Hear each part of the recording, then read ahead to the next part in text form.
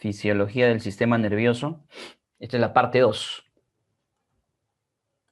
Primer punto a tocar, tacto. Este tipo de sensibilidad que se tiene, o que tiene el cuerpo humano, está designado no solamente a estructuras superficiales, como el clásico ejemplo, la piel, debido a la cantidad de receptores táctiles que va a poseer, sino que también existe un tacto burdo llamado tacto visceral, del cual no hablamos, que puede captar ciertas distensiones a nivel de las vísceras. El tacto en piel se debe gracias a la presencia de mecanorreceptores. La mayoría, por no decir todos los receptores que encontramos en la piel, cumplen esa función de captar cierta presión que se ejerza en esta estructura. A mí me enseñaron en esto que los receptores de Ruffini captan calor, que los receptores de Krauss captan frío, o mejor dicho, la salida de calor del organismo, lo que transduce tu cerebro como frío. Déjame decirte que todos los receptores que tú ves aquí en pantalla son mecanorreceptores, que pueden tener una segunda función, puede ser, pero todos son mecanorreceptores. El que quizás no tiene mucha capacidad mecanorreceptora es esta estructura, la primera que señalamos con una flecha, que se denomina terminación libre.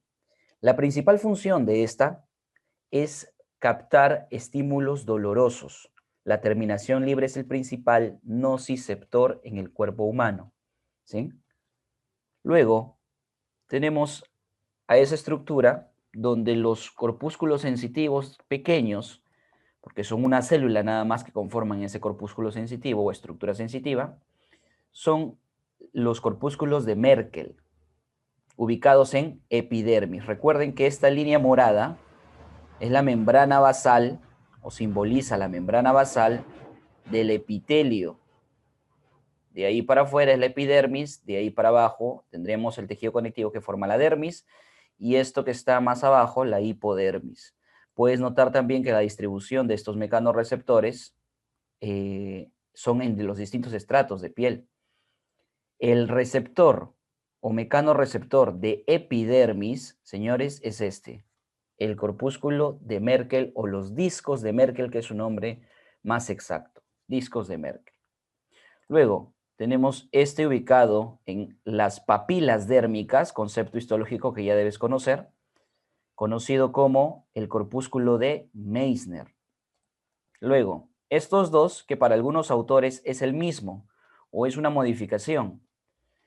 Uno capta calor que ingresa al cuerpo y uno capta calor que sale del cuerpo. Este es para lo que en el cerebro se interpreta como bochorno o calor y este para frío. Estamos hablando o refiriéndonos al corpúsculo de Ruffini y al corpúsculo de Krauss. A partir de aquí, estas estructuras son estructuras más grandes que incluso tienen una pseudocápsula. Digo pseudocápsula porque no es como tal, ¿sí? Es parte de histología. Quien sí tiene una cápsula completa y como tal es este, que es el más grande de los mecanorreceptores, llamado el corpúsculo de Batter-Paxini o simplemente Paxini. Muy bien.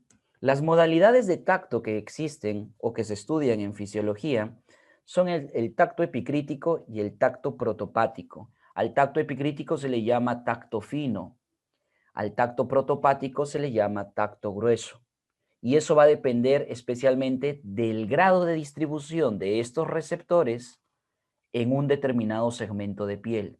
Si en ese segmento de piel hay más corpúsculos de Meissner que de los demás mecanorreceptores, esa piel se dedicará a codificar el tacto epicrítico, ¿sí? El principal lugar de piel en el cuerpo donde abundan receptores de Meissner o corpúsculos de Meissner son los labios y número 2, las palmas. Labios y palmas, ¿bien? Lugares donde hay abundancia de corpúsculos de Meissner. El tacto protopático, por otro lado, es donde hay más abundancia, o sea, la piel que capta esto es porque tiene más abundancia de corpúsculos de Vater. Por eso es que mucho se liga tacto epicrítico como pregunta teórica, esa corpúsculos de Meissner, como tacto protopático es a corpúsculos de Vater-Paxini. No es del todo así, porque también puedes encontrar en algunos libros de que en los lugares donde predomina Vater, también predominan los discos de Merkel. Es por eso que la literatura te puede mencionar para tacto protopático es tanto Merkel como Vater-Paxini. ¿Bien? Bueno, estos mecanorreceptores los vamos a clasificar según la forma como van a captar la señal, según la forma como se van a adaptar. La forma como captan la señal o de donde captan la señal se llama campo receptivo. Se entiende que si un mecanorreceptor es más grande, como el caso de Vater-Paxini, su campo receptivo, el campo del cual va a captar la presión, es mayor. Entonces dividiremos campo receptivo grande y campo receptivo pequeño, comparando de esta forma, ¿sí? Adaptación quiere decir, en términos sencillos, la capacidad de cualquier receptor, para este caso mecanorreceptores, de poder generar espigas e inmediatamente volver al potencial de membrana en reposo. ¿Cómo es esto? Hacemos un gráfico, tú buscas una hoja de borrador, aquí no lo hagas, yo sí utilizo esta parte de aquí. Recuerda que el potencial de acción tenía fases, se llegaba a un umbral, una despolarización, repolarización y volvíamos a un potencial de reposo. A veces pasábamos por un periodo de hiperpolarización, ¿verdad? Ya, los receptores cuando captan el estímulo no solo hacen un potencial de acción, sino que generan un sinnúmero de potenciales de acción. Una señal generada por cualquiera de estos mecanorreceptores es así más o menos en la gráfica de milivoltios con tiempo o voltaje con tiempo. Potencial de acción de esta manera y regresamos. ¿Qué quiere decir esas gráficas que he hecho aquí, esas puntitas? Quiere decir que hay despolarizaciones y repolarizaciones repentinas y seguidas. Se llaman potenciales en espigas o simplemente espigas. Entonces, si un mecanorreceptor genera las espigas e inmediatamente vuelve a su potencial de reposo, significa que puede estar preparado para recibir otro estímulo. Por ende, su adaptación se llama rápida. Es el caso del primer gráfico.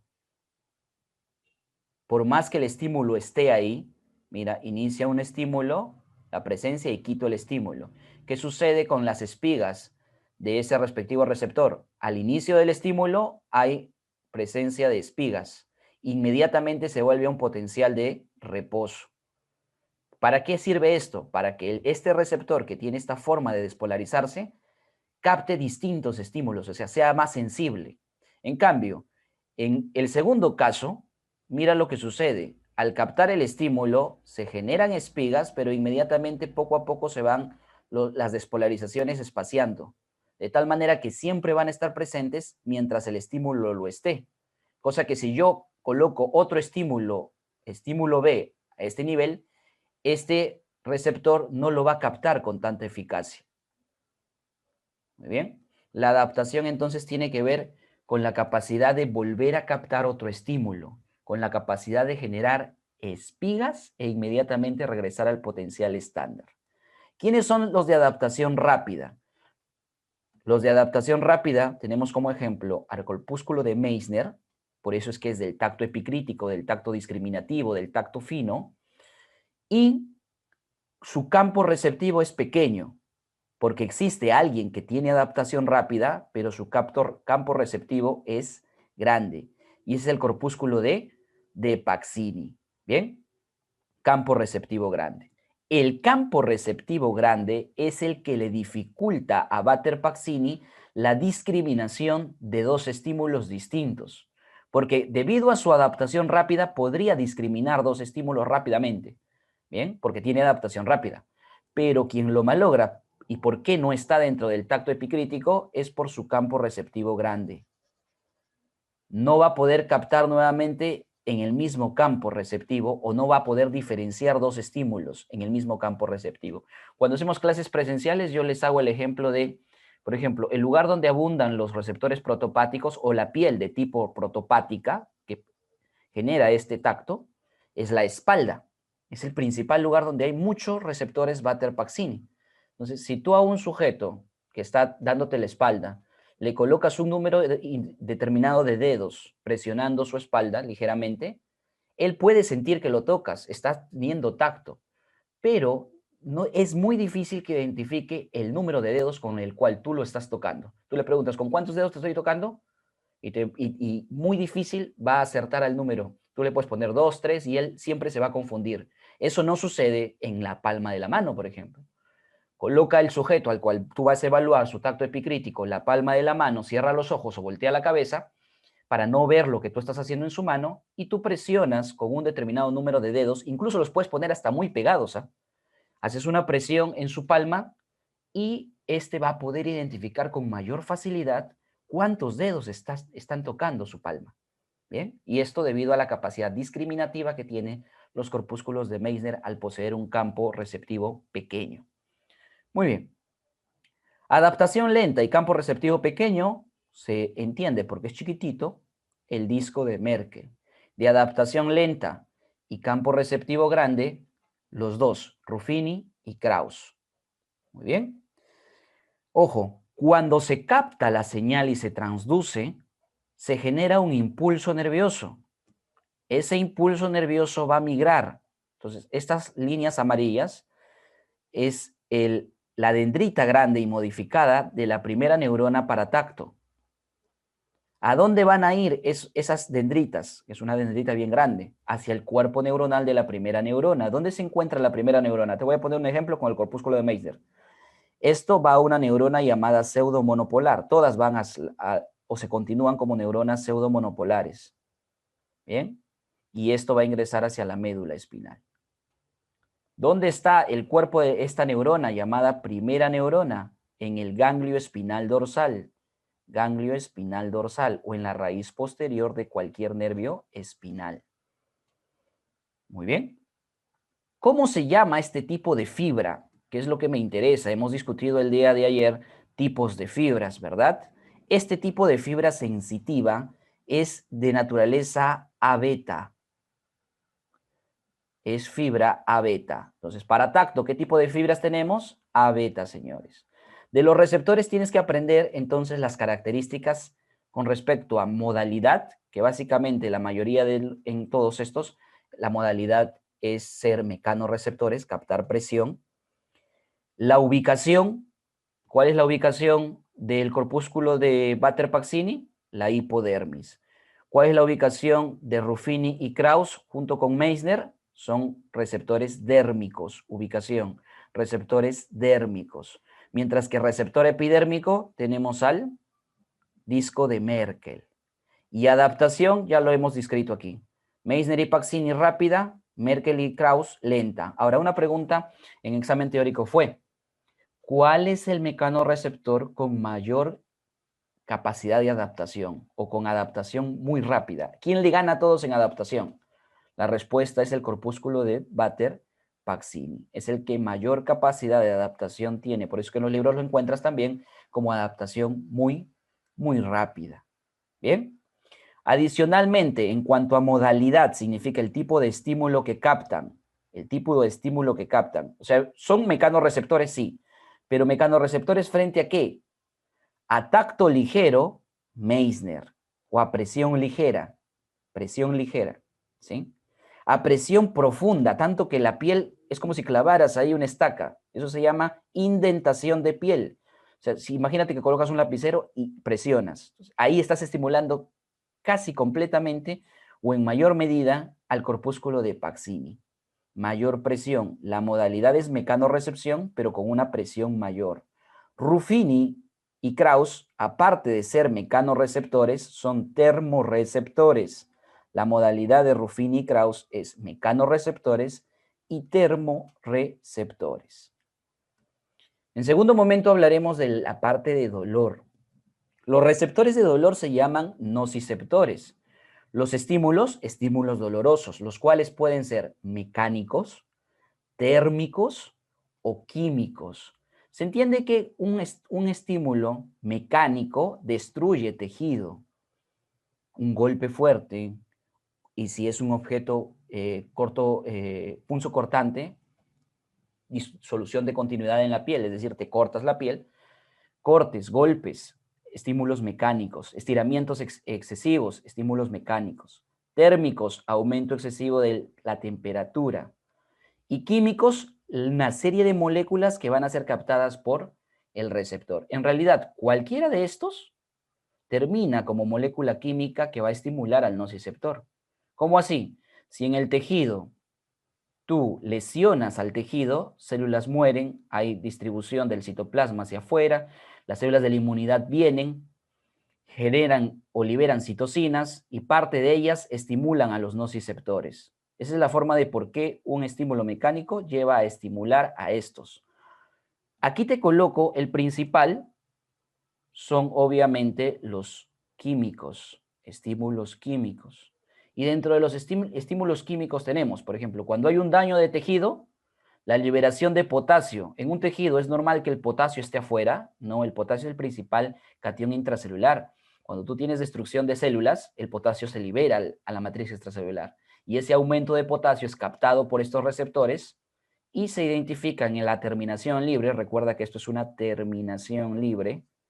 La identifica como una señal para generar impulso nervioso que luego en el cerebro se transducirá como, o se interpretará, perdón, como dolor. ¿Bien? La presencia elevada de ATP, recuerda, el ATP tiene que abundar dentro de la célula. Dos ejemplos de estructuras o moléculas, discúlpame, que tienen que abundar en la célula y no afuera de ellas.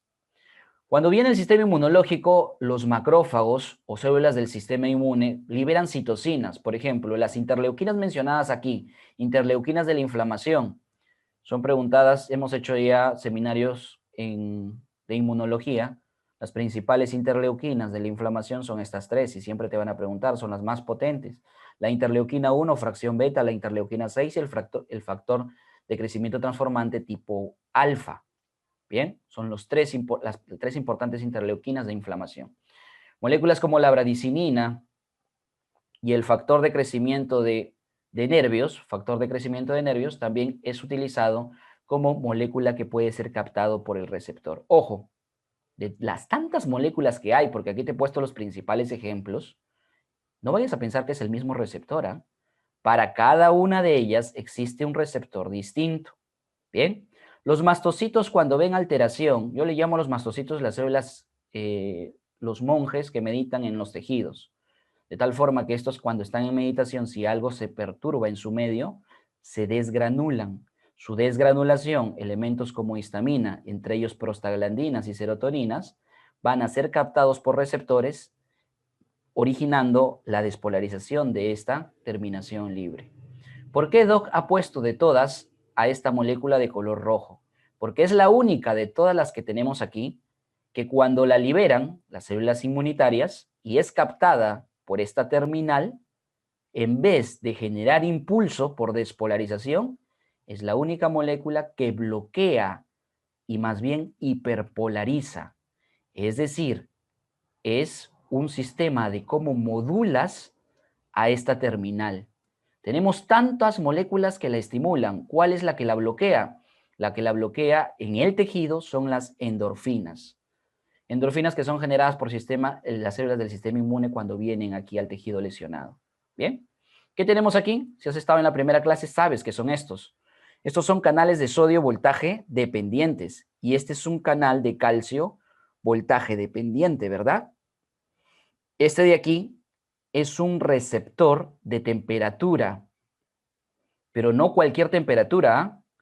Ese receptor de temperatura, discúlpame, déjame cambiar el color, capta elevación excesiva de la temperatura por encima, mayor o igual a los 50 o 60 grados. ¿Sí? Mayor o igual a los 50 o 60 grados. Bien, ¿cómo se llama ese receptor? Ese receptor se llama TRP. TRP. Bien. ¿Para qué sirve? ¿Recuerdas que el dolor también puede ser por estímulos térmicos? Bueno, aquí tienes la respuesta de cuál es la molécula que capta la señal.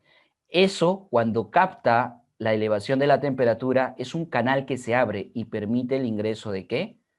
De calcio. Permite el ingreso de calcio y sodio. ¿Ah? Lo pongo de marrón y ahora aprenderás que cuando esté de marrón significa que es un canal que no es exacto o específico para una molécula. En este caso permite la entrada tanto de calcio como de sodio. De alguna u otra forma, la membrana interna se despolariza, o sea, se hace más positiva.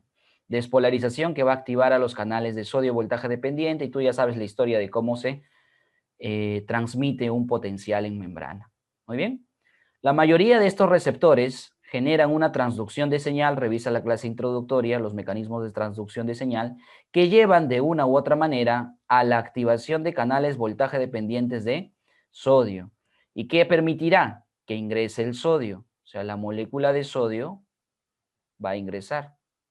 Cuando ingresa la molécula de sodio, despolariza la membrana y genera por la despolarización entrada de calcio en este canal, que es canal dependiente de voltaje de calcio. ¿Qué hace el calcio? ¿Y por qué tiene que entrar el calcio, Doc? Si esto no es una terminal nerviosa, más bien el inicio de una dendrita. ¿Por qué tendría que estar el calcio aquí? El calcio cumple una función importantísima llamada sensibilización. El calcio, recuerdas que cuando actuaba en una terminal nerviosa se unía con la sinactotajmina y permitía la liberación de vesículas. En este caso, que estamos hablando del inicio de una neurona, es decir, la dendrita, lo que va a hacer es el calcio es botar a esta vesícula. ¿Y esa vesícula qué contiene? Esa vesícula contiene la sustancia P. La sustancia P va a ir al tejido y permite que estos receptores, estos nociceptores, estén más sensibles al estímulo. Por ejemplo, si para que este receptor funcione y desencadene la despolarización, te pongo un ejemplo, necesitaría 100 moléculas de potasio aquí, mientras haya 80 no lo va a hacer. Una vez que hay 100, ya se despolariza y genera el potencial. ¿Sí? Cuando genera el potencial entra sodio, entra calcio, el calcio libera sustancia P, la sustancia P va al nociceptor y al nociceptor lo sensibiliza. De tal forma que ahora va a hacer que actúe ya no con 100 moléculas de potasio que capte, sino de repente con 50, con 40. A medida que disminuyen el estímulo, la sustancia P tiene que sensibilizar a ese nociceptor para poder, para que pueda captar mejor el estímulo. ¿Alguna vez te has pinchado un dedito con la aguja cuando te hacen alguna prueba? Cuando te pinchas el dedito, para ponerte como ejemplo, hay un dolor agudo, repentino, ¿verdad? Entonces, hay destrucción del tejido, liberación de estas moléculas, captan señal, va a tu cerebro, dolor, au. ¿Bien? ¿Qué pasa 15 minutos después? Ya no hay el estímulo, pero el tejido está lesionado. El sistema inmunológico está tratando de reparar ahí, los fibroblastos están tratando de reparar la matriz extracelular y lo están haciendo. Los macrófagos y parte de células del sistema inmune se están llevando a todas estas moléculas. O sea, cada vez esas moléculas que estimularon al dolor están en menor concentración. Sin embargo, a ese dedito que hace 15 minutos fue hincado, tú lo tocas con el otro y con ese simple tacto que le haces a la superficie del dedo, ¿duele o no duele? ¿Y por qué duele? Si un estímulo táctil no es doloroso y todavía con esa intensidad que es pequeña no debería doler, la respuesta es duele porque los receptores se han sensibilizado. ¿Y cómo se llama la molécula que sensibiliza receptores, nociceptores? Sustancia P. Espero que se haya entendido, muchachos. Recuerda que como es un curso rápido, solo ideas claves vamos a mencionar. Nociceptores. Los nociceptores llevan la señal, o sea, esto va ¿hacia dónde? Hacia la médula espinal. ¿Qué hemos visto en tacto? Que la neurona que lo transmite es una fibra, ¿de qué tipo? A beta. No te olvides, a tacto A beta. Para nociceptores, las fibras que lo transmiten son las A delta y la tipo C. Estas dos, la A delta y la del tipo C. Algunos mencionan en la literatura de que la delta solo se activa con estímulos mecánicos, mientras que la fibra C se activa más con estímulos térmicos y químicos. ¿Muy bien? Entonces, pequeña diferencia que del todo yo no la creo cierta, pero te lo menciono. Nociceptores transmiten entonces la señal a la médula espinal. Bueno, ¿qué significa esto? Que la fibra puede enviar sustancia P al nociceptor para sensibilizarlo y hacer que capte mejor las señales. La médula. eh, Pregunta. ¿Y por qué la biología o la evolución genera la sensibilización? Esto es un mecanismo de protección del cuerpo, ¿ah? De tal manera que los organismos, cuando se ven lesionados alguna parte de su cuerpo, se sensibiliza esa zona con la finalidad de que el ser vivo proteja esa zona y la esconda, ¿sí? Para que no se lesione más, porque de una u otra manera se podría lesionar más si es que sigue siendo estimulada por lo que le ha generado el dolor. ¿Bien? Médula. ¿Qué vemos ahí? Estos numeritos de aquí, para los que todavía no conocen, son la división que hizo Rexet en los años 50, 60 del siglo pasado. Rexet, ¿qué dijo? A la sustancia gris de la médula espinal la dividió en 10 láminas. Entonces tenemos la lámina 1 hasta la lámina 10. ¿Qué te he colocado aquí? Las láminas de Rexet a las cuales llegan estas fibras. Las fibras que vienen de piel, o sea, los nociceptores que vienen de piel, las fibras A delta van a las láminas de Rexet 1 y 5. Las fibras que vienen de piel, pero son fibras tipo C, van a las láminas 1, 2, que es la más importante, por eso está de rojito, y a la lámina 3. Pero estos nociceptores, como te dije, no solamente pueden estar en piel, sino también van a estar en estructuras musculoarticulares, músculos, articulaciones, en sus ligamentos, en las cápsulas articulares, etcétera. Todo lo relacionado con el aparato locomotor, que también puede captar por estiramientos bruscos cierta recepción de dolor. Muy bien. ¿Y eso a dónde llega? Cuando se trata del nociceptor de músculos y articulaciones, a la lámina 1, la 5 y la 6. Para las viscerales, la 1, la 5 y la 10. Datos claves de todo esto, porque al fin y al cabo son pura memoria.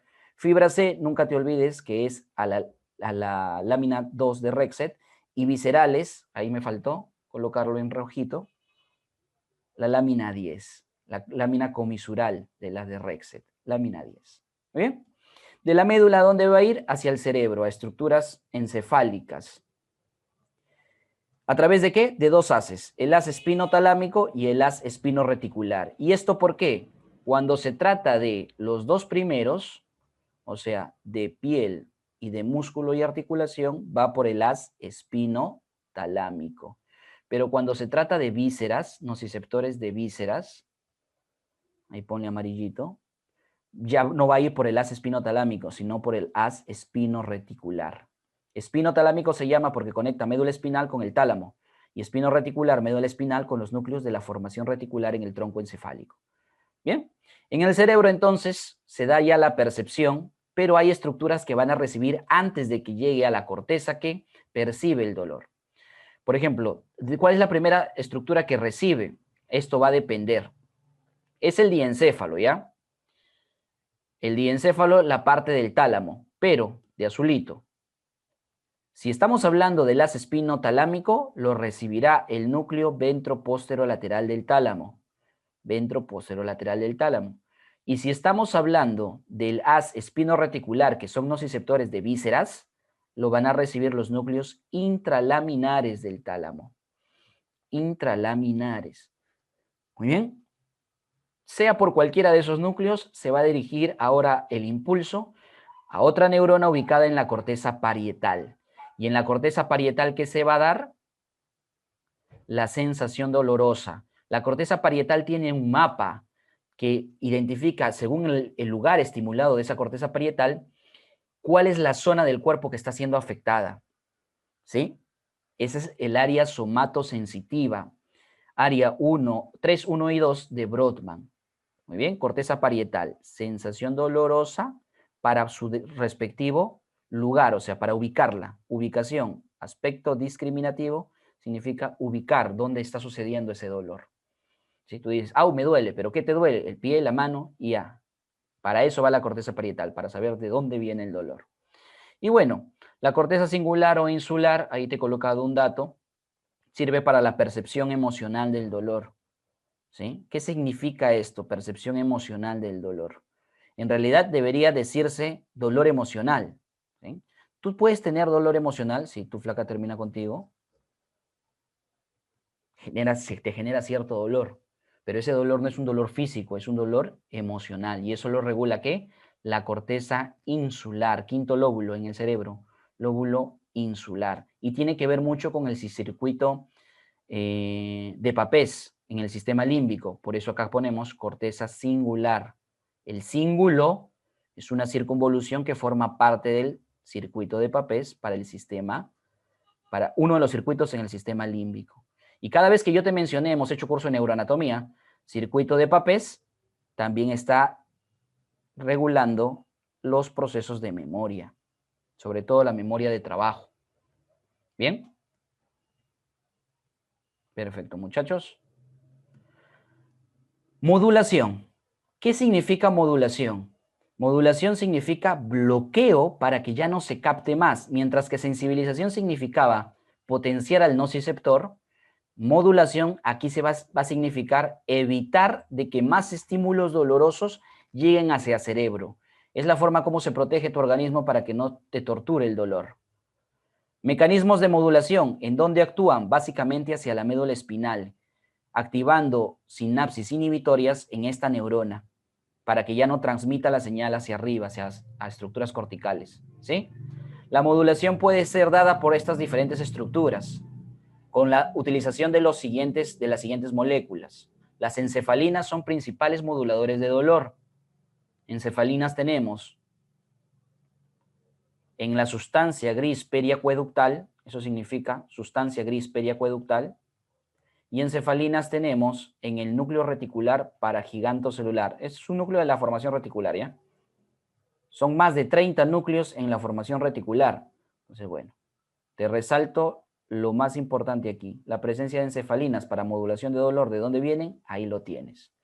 El principal neurotransmisor inhibidor, GABA, ¿de dónde viene? En la ruta de dolor, de esta misma sustancia gris periacueductal. Locus ceruleus, tú ya sabes, ya te había dicho, la noradrenalina también puede generar conexiones para que a través de esta noradrenalina o norepinefrina se bloquee la señal de esta segunda neurona ubicada en la médula, ¿sí? Muy bien, creo que han hecho una pregunta en el chat. A ver, vamos.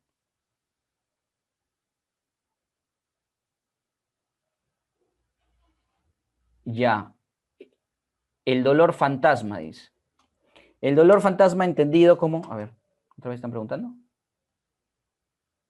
Claro, claro. Entendido como lo del miembro fantasma, o sea, quiere decir, si tú no tienes una estructura en el cuerpo, te han amputado.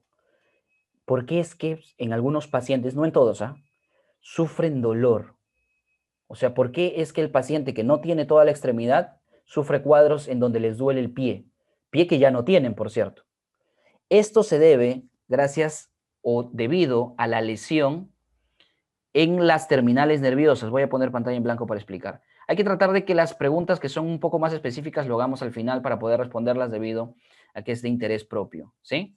Porque si no, recuerdan que tenemos 2 horas de clase nada más. Entonces, está bien que pregunten todo y yo estoy apto para despejar sus dudas, pero tratemos de hacerlo al final o en el receso que damos al intermedio, ¿sí? Y bueno, cuando no hay, ¿qué significa? Las terminales nerviosas han sido afectadas cuando se hace en cirugía un muñón. Aquí estas terminales están siendo lesionadas, ¿sí? Tú cortas, unes vasculatura, haces conexiones arteriovenosas, cierras piel y ahí formas tu muñón. ¿Qué le sucedió a estas fibras? Estas fibras están sufriendo cierta degeneración y en el proceso de sufrir degeneración, lo que hacen es liberar sus gránulos de sustancia P. Y esos gránulos de sustancia P, ¿qué hacen? Sensibilizar los nociceptores de esa región. Entonces, esos receptores sensibilizados generan al mínimo contacto o incluso nada de contacto, la despolarización y el envío de señales dolorosas, ¿sí? Por sensibilización entonces de terminales nerviosas que han sido dañadas por la amputación. Perfecto. Aquí, ¿algo más? A ver. No. Propiocepción, muchachos. Para la propiocepción, ¿qué es la propiocepción? Mira, en términos sencillos, la propiocepción es la función que tiene el cuerpo para poder saber cómo está orientada espacialmente cualquier porción de tu cuerpo. Si tú, ¿cómo evaluamos esto en medicina, en la consulta clínica? La forma de evaluar la propiocepción que utilizamos básica, lo puede hacer con cualquier parte del cuerpo, pero lo usamos usualmente en mano.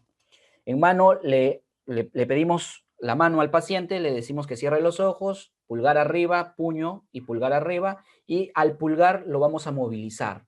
El paciente no está viendo, entonces tú colocas el pulgar apuntando hacia arriba y le preguntas al paciente cómo está su pulgar. Hacia arriba, doc, y así lo mueves, a la derecha, a la izquierda, hacia abajo. Doc, pero eso cualquiera lo puede identificar. No, no, sí, es un paciente que está después, un paciente posterior a un ictus o a un accidente cerebrovascular o a cualquier tipo de lesión del sistema nervioso central. Entonces, para evaluar si está alterada la propiocepción, es que hacemos este tipo de examen. No de rutina, pues, a pacientes en los cuales necesitamos evaluar su propiocepción, ¿sí? Entonces, la propiocepción, ¿qué era? Que el humano, el paciente, sea capaz de identificar la ubicación espacial de las partes corporales sin la necesidad de verlas. ¿Y esto es importante? Sí. Consciente e inconscientemente es importante. ¿Cómo así? La propiocepción es consciente, ¿ah? Y también inconsciente. La más importante, o sea, la propiocepción funciona mejor o está hecha y creada para la parte inconsciente, que es la ruta más compleja. ¿Por qué? Porque esta es la forma como se le avisa constantemente a tu cerebro cómo están las partes de tu cuerpo para que ejecutar acciones. Cuando tú caminas, piensas lo que haces, ya el acto de caminar se vuelve inconsciente. ¿Por qué? Porque tu cerebro, debido a propiocepción inconsciente, sabe cómo está cada uno de los 447 músculos de tu cuerpo y sabe en qué grado de contracción o semicontracción o relajación están y por ende puede mandar las señales adecuadamente para realizar movimientos aprendidos, movimientos perfeccionados, etcétera, ¿sí? Un ejemplo de propiocepción consciente o cuando se evidencia esta propiocepción es cuando le preguntas al humano sobre las distintas partes de su cuerpo y cómo están, ¿sí? Pero otra forma de expresarse la propiocepción consciente es como cuando tú aprendes un nuevo baile o cuando tú aprendes a manejar bicicleta a los 15 años, o sea, aprendes algo que requiere coordinación y lo aprendes tarde, o es algo nuevo. Si tú no sabías en ningún momento bailar, no sé, una danza selvática y ahora a tus 20, 30, no sé, los años que tengas, te enseñan a bailar una danza selvática, lo primero que vas a hacer es mirar qué está haciendo el profesor de danza, tú también tratar de imitar los pasos y ser casi consciente del todo de cómo se está moviendo tu mano y tu pierna para tratar de saber, esto no, es para acá, es para allá. Entonces te vuelves torpe en la ejecución de tus movimientos. ¿Por qué? Porque estás utilizando propiocepción consciente. Estás pensando en vez de hacerlo inconscientemente. Personas que ya están calificadas para hacerlo, lo hacen inconscientemente. Todo movimiento coordinado o patrón de secuencia coordinado, tú lo podrías volver inconscientes, así como se aprende a manejar bicicleta, a manejar moto, a manejar carro, ¿no? Hay personas que ya por tantos años de manejar carro, inconscientemente hacen los cambios, presionan el embrague, aceleran y ni siquiera están pensando en hacerlo. ¿Bien? Perfecto. ¿Dónde están estos receptores de propiocepción? En 3 lugares. Los receptores de propiocepción, los receptores, están en 3 lugares. Número 1, en el músculo. Obviamente, si se va a mover, debemos saber cómo está. Número 2, en los tendones. Tendón. Y número 3, en las articulaciones. Muy bien, te lo dicto porque ya no puedo rayar más acá. En el músculo, ¿cómo se llamaba eso? Se llama uso muscular y ya lo estudiamos la clase pasada. Uso muscular, así se llama el receptor, uso muscular. Y recuerdas que las estructuras que estaban dentro del uso son básicamente fibras llamadas intrafusales, ahí lo tienes, fibras intrafusales, las cuales están conectadas con terminaciones sensitivas y motoras, o sea, nervios motores y sensitivos que llegan. Dentro de los sensitivos tenemos los de tipo 1A y tipo 2. Aquí hay un error, ¿ya? Corrígelo, por favor. La de tipo 2, no, el error está acá, discúlpame. El error está acá. Las estáticas, a ver, lapsus, lapsus, lapsus.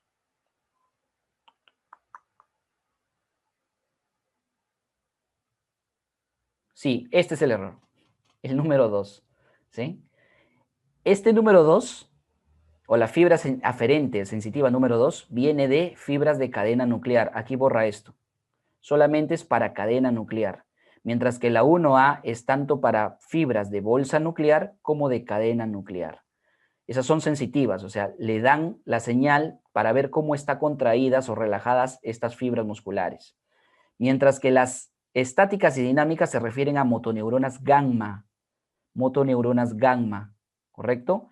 Dinámicas solamente para la de bolsa nuclear, fibra de bolsa nuclear, y estáticas para ambas.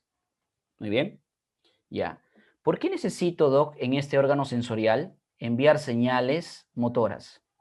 Porque gracias a las motoneuronas gamma, estáticas y dinámicas que vienen aquí, yo puedo sensibilizar al receptor. Mira los términos que en general estamos aprendiendo. Todo receptor capta un estímulo y se despolariza para generar una señal. Todo receptor tiene la capacidad de sensibilizarse, o sea, potenciarse para captar mejor los estímulos, o modularse o bloquearse para no captarlos, con disminuir la capacidad de captación de estímulos, ¿sí? En este caso, las fibras motoneuronas gamma, estáticas y dinámicas que vienen aquí, sirven para la sensibilización del uso muscular. Sensibilización del uso muscular. Muy bien, músculo, receptor, uso muscular. Tendón, ¿cómo se llama la estructura en el tendón? Sensitiva. También lo vimos ayer, se llama el órgano tendinoso de Golgi. ¿Qué tipo de fibras salen del órgano tendinoso de Golgi? Salen las fibras tipo 1B.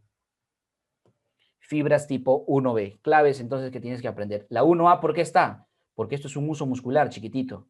Entonces la 1A viene del uso muscular. La motoneurona gamma, ¿a dónde va? Hacia el uso muscular. Mientras que la motoneurona alfa, ¿a dónde va? A la fibra extrafusal. Mira, términos claves, ¿ah? Motoneurona gamma para fibras intrafusales dentro del uso. Motoneurona alfa para fibras extrafusales, o sea, las fibras propias del músculo, para la contracción de este. Bien, aparte de ello, debes saber ciertas peculiaridades de la vía. La vía, en todo su esplendor, lo hemos visto en neuroanato. Aquí, en fisio, solamente te voy a resaltar lo más importante. Y lo más importante va aquí. ¿Qué tenemos ahí en pantalla? La vía de la propiocepción consciente. Amarillito, propiocepción consciente, aquí lo estamos viendo. Esta es la vía de la propiocepción consciente. El siguiente gráfico que va a aparecer es para la vía de propiocepción inconsciente, el que vamos a ver aquí. Entonces, en la propiocepción consciente, ¿cuáles son los nombres más importantes que debo aprender? Mira, la primera neurona está en la médula espinal, ¿sí? Los haces o el conjunto de axones que ascienden hacia el bulbo o médula oblonga se llama fascículo de Gol y fascículo de Burdach. Fascículo de Gol o fascículo grácil, fascículo de Burdach o cuneiforme. Eso vendrían a ser estas estructuras de azul, o sea, el axón que asciende hasta la médula oblonga o bulbo. En la médula oblonga se hace conexión con la segunda neurona, ubicada en los núcleos de gracil y núcleo cuneiforme. Núcleo de Gol, gracil con G de Gol, G-O-L-L, y cuneiforme, o también llamado Burdach. Son términos claves, ¿ah? Burdach y gracil, o Gol. ¿Cómo sube esta segunda neurona? Ahí ponemos, discúlpame. A ver. Esta segunda neurona, ¿cómo asciende? A través de esta estructura, que es el axón, llamada cinta de Rayleigh media. Cinta de Rayleigh media. Si no te gusta ese nombre, lo encuentras como lemnisco medial. Cinta de Rayleigh media o lemnisco medial. ¿Y a dónde va a parar todo? Hacia el lóbulo parietal. Ah, antes de eso, la tercera neurona está en el tálamo. Tercera neurona en el tálamo. Núcleo ventroposterolateral del tálamo. Muy bien. Y la cuarta neurona está en la corteza cerebral, lóbulo parietal. Parie puesto ahí, lóbulo parietal. 4 neuronas en esta vía, nombres claves, Gol y Burdach, gracil y cuneiforme, que es lo mismo, cinta de Rayleigh media o lemnisco medial, y la cuarta neurona en el lóbulo parietal. Región somatosensitiva, 3, 1 y 2 de Brodmann. También hemos aprendido áreas de Brodmann, todas mencionadas en curso anterior. Bien, esto de acá, ¿qué es? La vía de propiocepción inconsciente. En la vía de propiocepción inconsciente va a participar tu cerebelo. Y luego vamos a ver cuando veamos control motora. Entonces, la palabra clave para la inconsciente es cerebelo. Cerebelo. Y al cerebelo, ¿cómo le llega la información? Captado por cualquiera de estos receptores. Uso muscular, órgano tendinoso de Golgi. Ah, no mencioné, ¿no? No me lo has hecho recordar. Para la articulación, el órgano se llama cápsula articular o órgano capsular, ¿sí? Para las articulaciones. Bien, cualquiera de ello, si va por otra ruta llegando a médula, que es la ruta de los tractos espinocerebelosos, ¿por qué? Porque va a ir al cerebelo, propiocepción inconsciente. Entonces estamos hablando de esta vía inconsciente. Tenemos una ventral y dorsal. Ventral y dorsal, ¿por qué quiere decir anterior y posterior? El tracto va adelante, el tracto o axón va hacia atrás. Nombres claves aquí, fleshing, flesh, sig, F-L-E-C-H-S-I-G, fleshig. Y esto de acá es de directa, cruzada, C de cruzada, goers. Muy bien. ¿Hacia dónde va a ir? Hacia el cerebelo, muchachos. Una de ellas va a ingresar por el pedúnculo cerebeloso superior, la directa ingresa por el pedúnculo cerebeloso inferior y la cruzada por el pedúnculo cerebeloso superior. ¿Sí? Así, así.